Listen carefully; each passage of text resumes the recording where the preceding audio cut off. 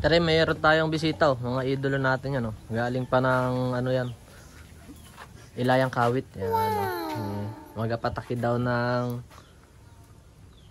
lagayan ng battle cage. Yan.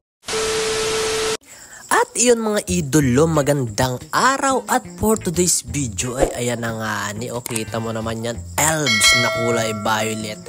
At yan na nga ni, may customer tayo mga idolo na taga Kawit at nako ay nakikita daw niya sa mga post ko na nag-aayos tayo nung lagayan ng battle cage, kaya ayan, ginawa na agad natin nako para naman na malalagyan niya na ng bote yung kanyang bike. At kita mo naman yun, doon pala ang ay talagang mahirap-hirap ba naman gawin erin.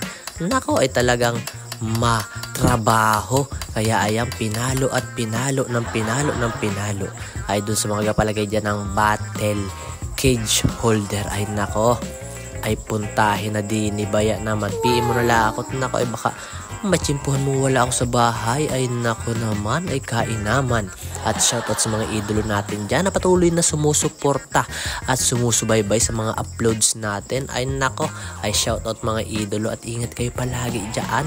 Ay nasaan na baga kayo? Ay nako, tara't kita'y mag-ride nat nang maisabit ko man lang kayo din sa mga content natin na inapasyalan baga. Ay nako, ay kainaman naman. Ayun, nakasama niya si Idolo, galing daw itong Maynila. At yan na, dito na siya nagabike ngayon. At talaga laang, ayun na nga ni, dumako na tayo dun sa pagtatakid. Ayo, talagang mabusisi ang nasabi man din. At talaga naman, ay sos, ay kung kapatakid ka, ay aga-agahan mo at nang magka-problema man ay hindi tayo abutin ng gabi. At yun na nga ni, pagkatapos nga ni nun ay kita mo naman yan, ayos na agad. At yan na nga ni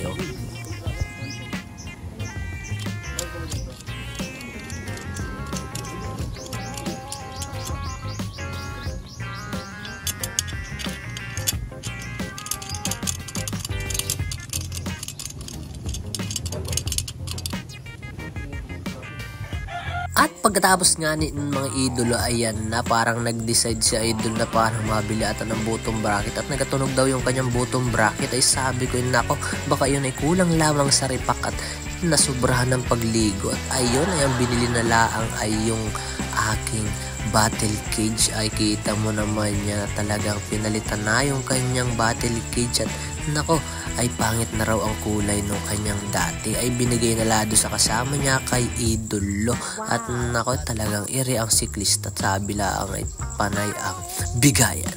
At kita mo naman yan yung kanyang bike, kulay black. At ito si Idol at nagalangis na rin ng kanyang kadena. At nako, ay talagang mapapalaban ng ahonan Erdini sa Ilayang Kawit. Ay nako, ay nagawa naman din yung kalsada doon. At nako, kung ikaw ay nakapunta na doon, ay kamusta naman yung iyong biyahe? Ay noon man di rough road yun, ay biglang naayos naman dito na simentuhan na. At pagkatapos nga noon, ay nako, ay may dumating pang mga idolo natin, taga Kawit din, ay kasamahan din ata nila. At iyon ay parang antipo ata din sa aking maliit na tindahan ay yung RD. At yan, kita mo naman yan, shoutout sa mga idolo natin na kita mo naman yung talaga natuklasan pa ang ating munting tindahan. At ayan, at sabi para daw may maganda-ganda silang naiisipan bilhin. At nako, ay talagang yun ang napusuan yung RD. Ayun na nga ang inasabi. At nako, ay talagang mukhang nagkasakit din ito, nag-upgrade dititis. At yun na nagkabayaran. At nako, maya-maya nga nagdesisyon na silang umuwi.